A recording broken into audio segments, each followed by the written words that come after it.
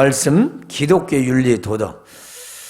가정은 사회의 기초 공동체죠. 또 기본이기도 하고요. 그러므로 가정을 통해 교회 공동체 그리고 또 사회의 구성원이 되고 또 한 나라 한 국가 공동체가 되는 겁니다. 자, 모든 가정과 교회와 사회 국가는 윤리 도덕이 있습니다. 그 나라대로. 5월 가정의 달을 맞이해서 특별히 우리 기독교인들의 윤리 도덕을 오늘 말씀을 통해 전하고자 하는데요. 언제나 왜 기독교가 유난히 많은 비난을 받는 것인가? 똑같이 잘못을 해도 기독교가 더 욕을 먹어요. 같은 죄를 져도 더 비난을 많이 받는 이유가 무엇일까요? 그것은 모든 종교 중에 기독교에 대한 윤리 도덕 그 점수 기준이 가장 높기 때문입니다. 예를 들어 다른 종교가 60점, 70점 그러면 우리 기독교는 80점, 90점 거기를 기준으로 둔다는 거죠. 기독교인들이 뭔가 조금만 잘못하면 저 사람 왜 그래? 저들 착하고 그렇고 선하게 살으라고 그렇게 믿는 사람들 아닌가? 예수가 그런 분 아니야? 이렇게 굉장히 그래서 예수를 믿는 사람들은 다른 종교보다 더 윤리도덕 기준을 높게 보기 때문에 조금만 잘못해도 마치 흰옷에 검정물이 튀듯이 금방 표가 나는 거죠. 안 믿는 사람들의 그런 기대치라고도 볼 수가 있습니다. 우리에 대한. 그만큼 기독교 윤리 도덕 정신이 높다는 뜻이죠. 다른 다종교보다 훨씬. 그래서 우리가 잘못하면 더 많은 질타를 받고 비난을 받는 겁니다. 쉬운 예로 도둑놈이 도둑질 했는데 얼마나 욕을 먹겠어요. 도둑놈이니까 도둑질 했겠지 하고 말죠. 그렇죠? 근데 점잖하고 절대 그럴 뿐이 아닌데 그랬다면 어쩌겠어요? 뭐야 저 전부 다 위선인 거야? 그렇지 않겠어요?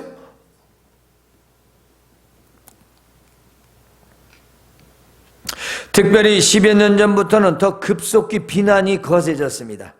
그리고 이제는 세상보다 못한 교회로 취급받고 있는 수치스러운 상황입니다. 왜 그런 비난을 받는 걸까요? 물론 일부이긴 하지만 기독교의 지도자들과 교회인들의 윤리도덕이 너무도 세속화되었고 또 부패하고 썩었다는 것입니다. 이 세상에는 각 나라마다 자기들이 지켜야 할 윤리 도덕이 있다고 했어요. 그것은 각 나라의 스스로 기준을 만든 것이죠. 그리고 서로 지키며 살아갑니다. 우리나라도 과거 유교의 영향을 받아 지금까지 이어오는 것들도 상당히 있죠. 물론 많이 바뀌어졌고 버렸지만 그래도 인간관계에서 필요하고 유익한 것이 있는 것 또한 또 사실이기도 합니다. 물론 우리에게 구원을 주지는 못하지만 우리 사람이 필요한 것들이 있다는 거지요. 세상의 윤리도덕이 바닥을 쳤다고 해서 우리도 그렇게 해서는 안 된다는 것입니다. 우리는 성경의 윤리도덕을 지켜야 합니다. 그렇다면 우리 기독교인들은 세상에서 윤리 도덕 기준이 어떤 것인가? 오늘 본문에서 남녀노소 그리고 과부 그리고 가족에 대한 기독교의 윤리 도덕 기준을 말씀하고 있습니다. 오늘 말씀에서 돌보다라는 그 단어가 나와요. 우리가 익히 잘 아는 쉬운 단어죠. 돌보다. 돌보다 그 뜻에는 미리 알다, 관심을 두다. 그 단어에서 시작이 됩니다. 그러니까 관심을 가지다. 그러니까 무엇인가 다른 사람보다 미리 알게 되죠. 왜 누군가를 돌볼 때 뭔가 예견할 수 있고 예측할 수 있는 건 관심을 두고 알기 때문이죠. 우리가 관심을 두지 않고 그냥 무관심하게 지내면 생뚱맞은 소리를 하죠. 지금 세상 사람들은요, 이렇게 바쁜 세상에서 자기 부모도 돌보지 않는 것을 어쩔 수 없다고 합니다. 근데 속으로는 당연한 거 아니냐 하는 생각으로 살아가는 세상입니다. 그러면 나를 낳아준 부모도 돌보기 힘들어 요양원이나 요양병원에 모시는데 가족도 아닌 친척, 과부 그리고 노인들의 관심을 갖고 돌보며 산다는 것은 어쩌면 그들은 시대적 착오라고 말할 수도 있겠지요. 그러나 우리는 예수 그리스도를 믿는 사람들입니다. 하나님 말씀인 성경을 우리는 인생과 윤리 도덕의 기준으로 삼고 사는 자들이죠. 그러므로 우리는 세대가 바뀌고 시대가 변하여도 사회에 대한 이 우리의 윤리 도덕만은 반드시 지키며 살아야 하는 겁니다. 즉 기독교인들은 사회 약자들과 노인들과 그리고 과부들을 돌봐야 하는 종교적 의무가 있습니다.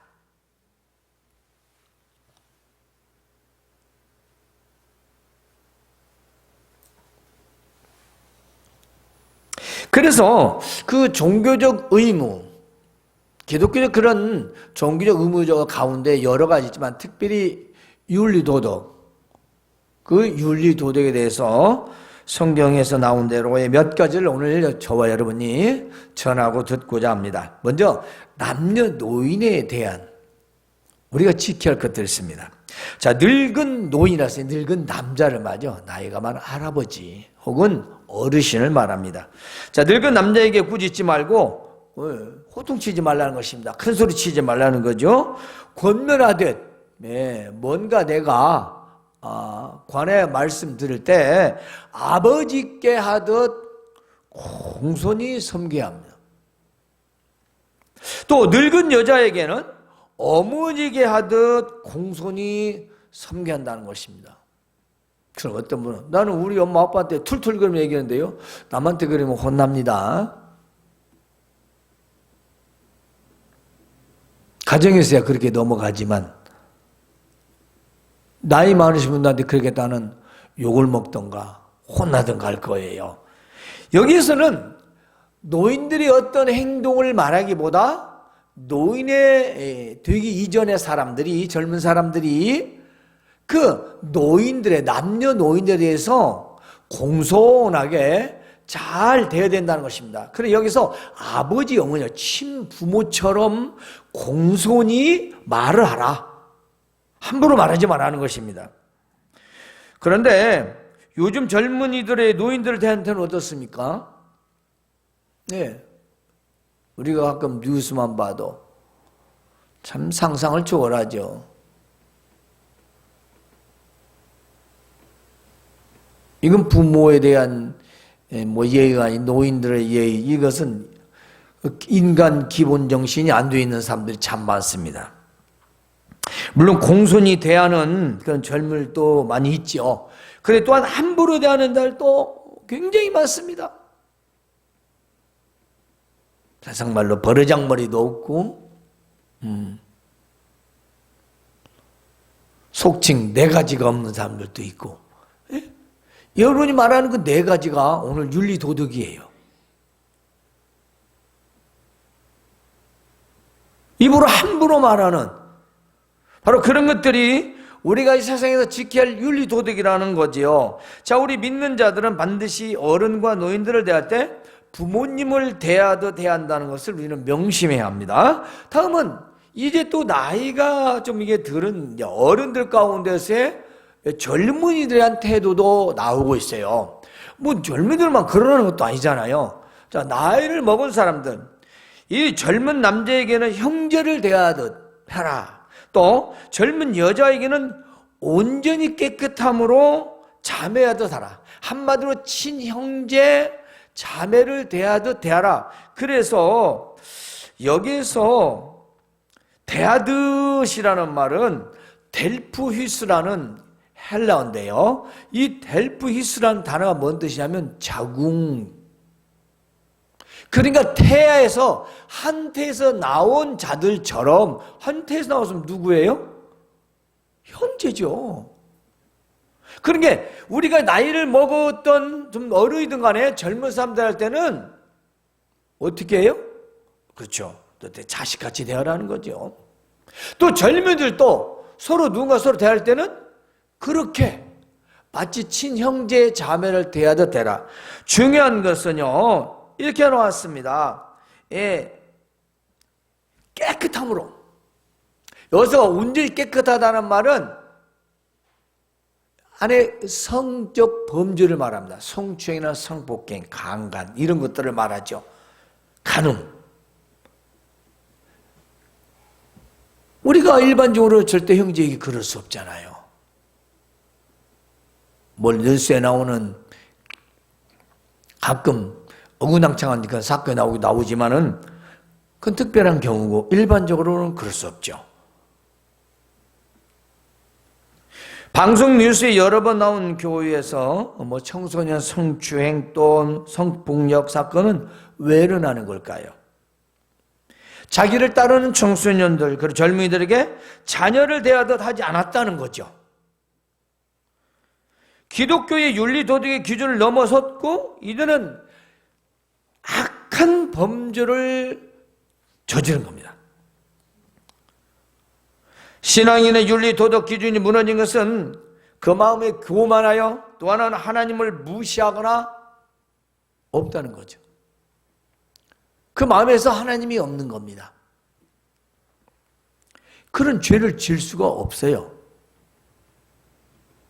실수? 그런 실수는 없어. 성경에 없어요.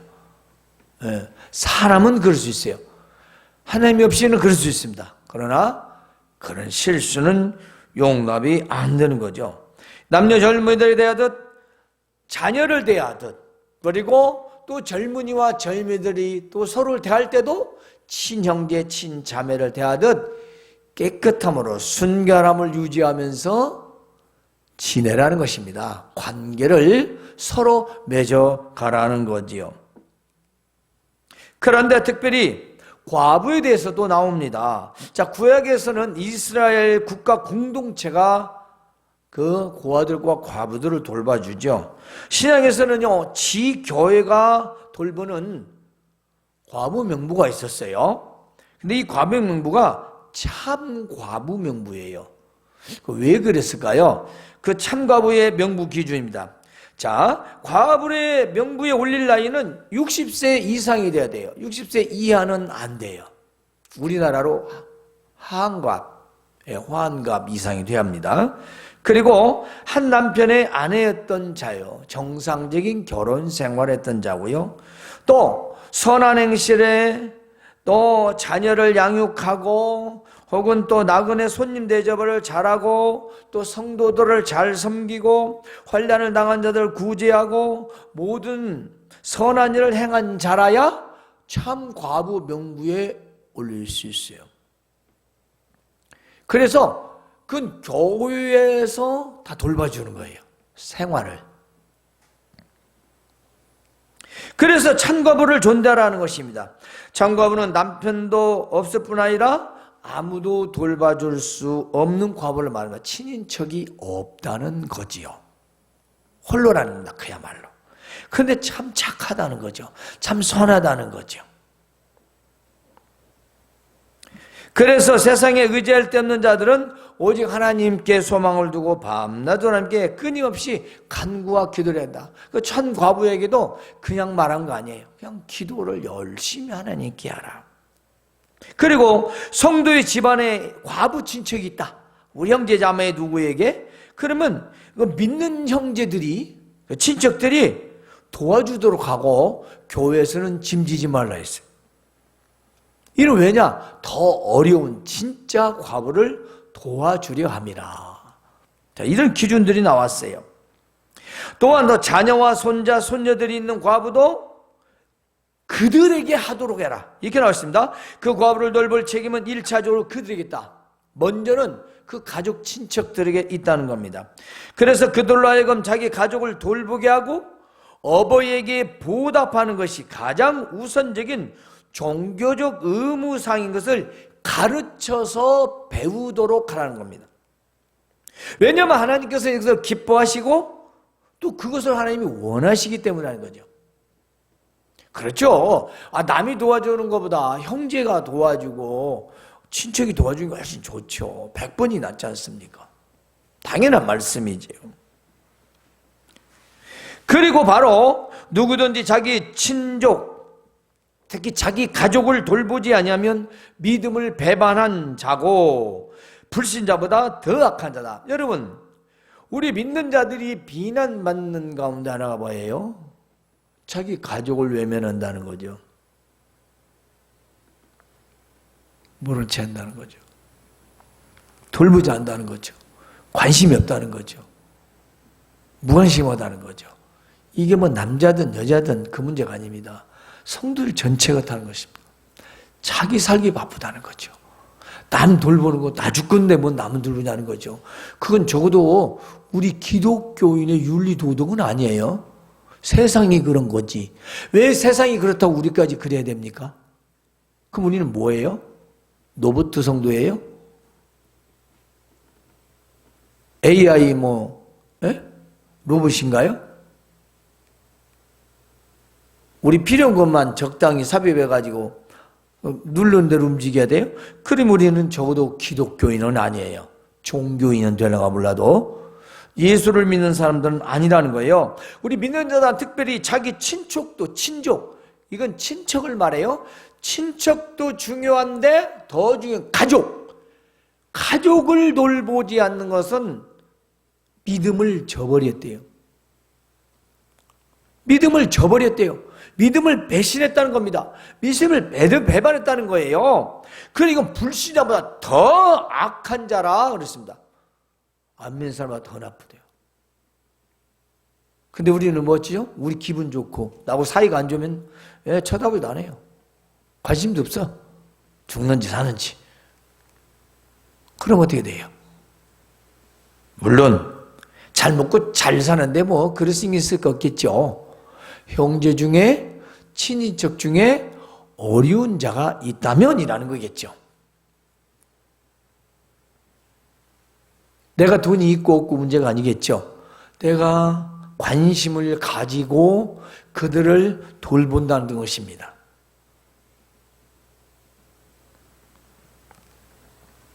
그런데요, 한 부류가 또 있습니다.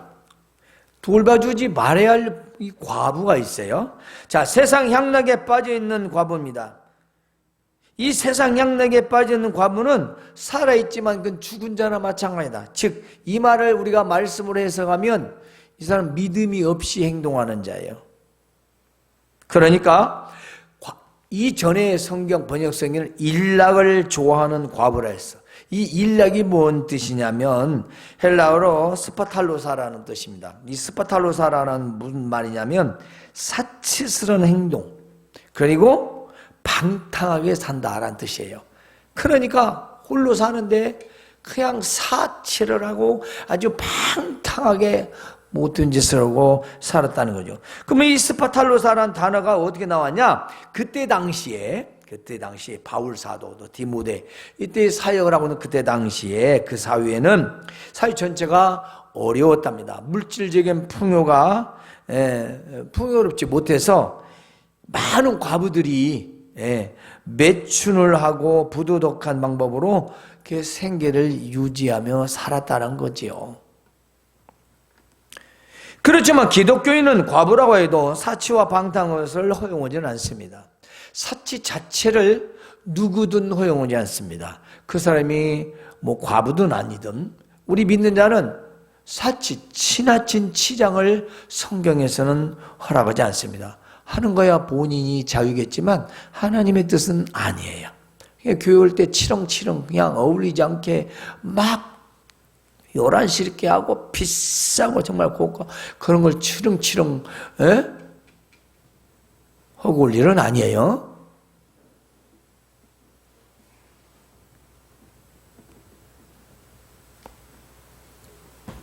기독교의 윤리 도덕은 이렇습니다. 늙은 남자에게는 꾸짖거나 혹은 면박을 주지 말라는 겁니다. 나이 많이 먹은 여자 남자든 누구든 면박 주지 말라는 거죠. 이게 굉장히 중요합니다. 아버지께 하듯 공손히 권하고 섬겨야 한다는 것이죠. 어머니에게 하듯 공손히 대하고 섬겨야죠. 그렇다면 자기 부모는? 부모한테는 함부로 되나요? 부모도 함부로 하면 안 되죠. 내 부모는 더 잘해야 돼야 맞는 거 아니겠습니까? 그게 남의 부모한테는 공손하고 자기 부모한테는 함부로 한다면 그건 아주 잘못됐어도 대단히 잘못된 거 아니겠습니까? 옛날에 한때 사회에 조금 좀 못된 그 사람들이 있었어요. 지그들끼리는 폴더 인사하면서 어미 아비는 찾아보지도 않는 와갖고 행패나 부리고 돈이나 달라고 아니면 난리 피우고 가는 아주 못된 인간들이 있었어요. 지금도 있어요. 지그들끼리는 그렇게 이해를 갖추면서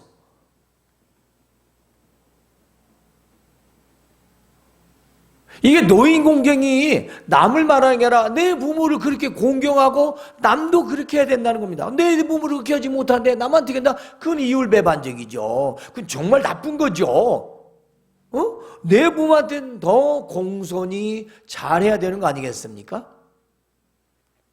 바로 오늘 말씀은 그래요. 이게 기독교 윤리도덕은 어느 누구를 전체를 다 말합니다. 하나를 말하는 게 아니라 우리 부모 나의 혈족으로부터 모든 또 친형제 자매 그리고 가족 친척 그 나가서 이웃 그리고 모르는 남녀에게 이르기까지 우리가 행할 바를 성경에서는 정확하게 말씀해 주고 있다는 거죠.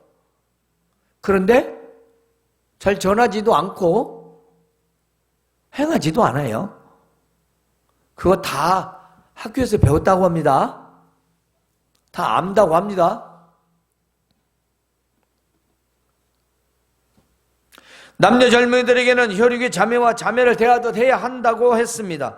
이것은 성결을 말하고 정결을 말하고 순결을 말합니다. 이것은 서로가 그런 성범죄가 없는 한에서의 그런 관계를 유지하는 거죠. 그런데 요즘 차마 입으로 표현하기 어려운 일들이 너무나 많이 일어나고 있어요. 그게 기독교인 중에서 문제나는 것입니다. 세상이 그러하거늘 우리도 그래서야 쓰겠습니까? 우리는 절대로 세상의 윤리 도덕보다 더 차원 높은 기독교, 예수 그리스도의 윤리 도덕을 우리는 가지고 있다는 것이죠. 최고의 기준을 가지고 있는 우리가 바로 세상의 윤리 기준보다 못해서야 되겠습니까?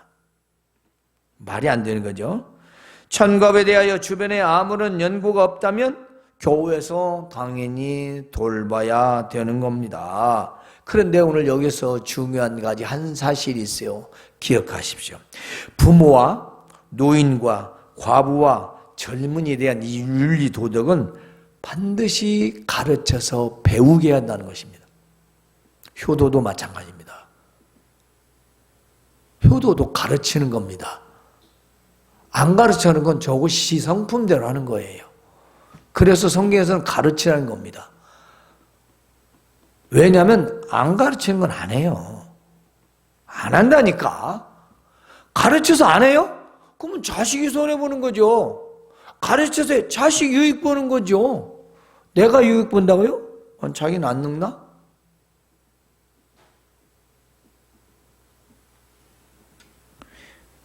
때문에 우리는 이 모든 부모 형제 관계, 부모 자식 관계, 이웃 관계, 남녀의 관계, 그리고 노인들의 이 모든 관계도 하나님 말씀의 기준이고 그걸 가르쳐서 배우도록 한다는 것입니다.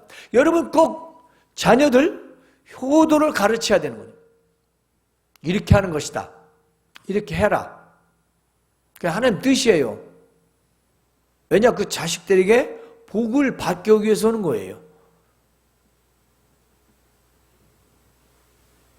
또 어른들에게도 인사 잘하고 공손해라 칭찬받아요. 절대 나쁘다고 안 합니다. 길 가다가 싸워도 말리도 편들어도 그는 편들어줘요. 왜냐? 공손이 아니까. 그러면 젊은이들 또 사람 좋다 소리 들어요. 누가 나쁘라고 하잖아요. 절대로 인간 좋다고 그래요. 인간성 좋다고 합니다. 누가 나쁘다고 하겠어요. 노인 잘 섬기고 젊은 사람들 서로 딱 깎듯이 잘 대해주고 자기 부모 공경하는데 세상에 나쁘다고 할 사람이 어디 있어요? 복이 없어도 굴러들어오고 하나님이 안 계셔도 복이 들어와요. 그런데 사람들은 그런 행위 자체를 안 해요. 왜냐? 세상이 더 좋아. 물질이 더 좋고 향락이 더 좋아. 부모 없어도 그냥 내 힘대로 살아서 내 스타일로 자유롭게 살면 돼. 그리고 부모들도 지가 알아서 하겠지. 그 늙어서는 고독을 씹으며 외로움을 씹으며 그렇게 살아갑니다. 사랑하는 성도 여러분, 가정에서 행복이 있어야 사회에서의 더 행복하고요. 국가도 행복한 겁니다. 그 기초는 가정이고요. 그 가정은 하나님이 주셨고요. 그리고 부모를 통해서 가정이 계속 이어지는 겁니다. 가족이 함께하는 것보다 더 좋은 행복은 없습니다. 얼마나 사시게요? 한 500년 사시게요? 그런데 세대를 따라가면서 자식과 부모가 분리가 되고 서로 형식적인 관계만 되어지는 이 관계가 기독교적인 것만은 아닙니다. 이건 세상적인 거예요. 우리는 세상 윤리 도덕에 흘러넘쳐서 그렇게 살아갈 자들이 아니라는 겁니다. 우리는 세상에서 가장 높은 기준의 윤리 도덕을 요구받는 기독교인이라는 사실을 늘 기억하시며 살아가시는 성숙한 성도들이 되시길 주님의 이름으로 축원합니다. 하나님 우리 아버지 은혜를 감사합니다. 이제 우리는 세상의 윤리 도덕도 지키지 못할 만큼 무너져가는